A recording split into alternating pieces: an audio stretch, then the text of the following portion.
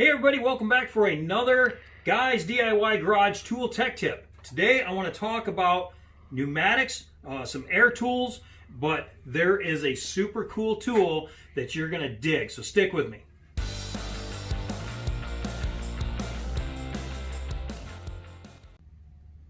Okay, so a lot of times you're going to be using an air tool, whether it's for carpentry. This happens to be a brad nailer stapler, and I have an air hose. Now I don't have any air hooked up, I just want to use this as a demonstration.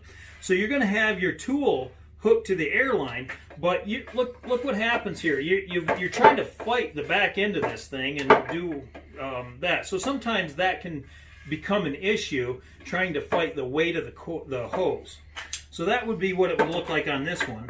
Now this one here wouldn't be so bad because this is a shear.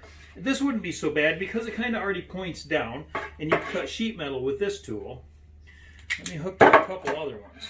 This is where this thing shines. Now this is a needle scaler, and if you're trying to get into a tight spot and you're trying to needle scale some rust off of a piece of metal in the middle of a frame, you know, you'll see in a second what I'm going to get at here. And then you'll have another one, a grinder, where maybe you're hogging out some material in whatever position you might be in.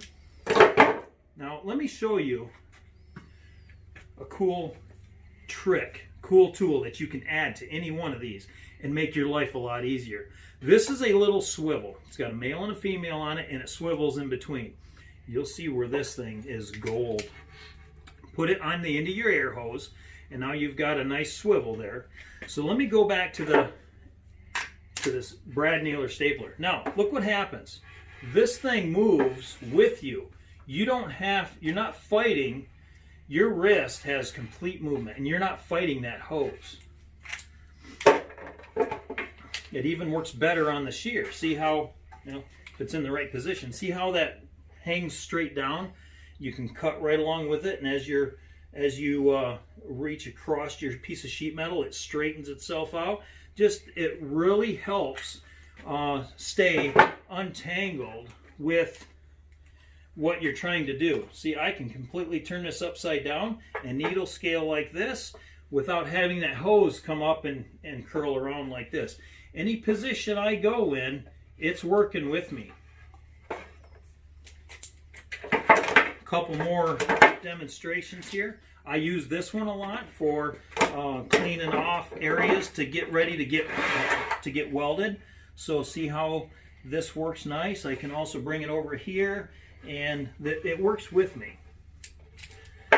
Another one is I've got a flange and punch tool. This is kind of unique because a lot of times you have to get in a certain area to do this, to punch your little flanges in there, or punch your holes in there, and you don't want to have to be fighting this hose when you're trying to do that. So this, if you don't have one, this is something you absolutely need to add to your air tool tool list.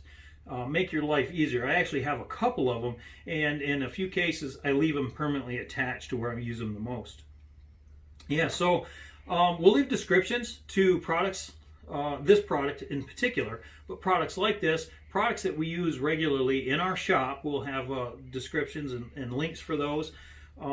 Yeah, so thanks a lot for watching, and we'll see you on the next video.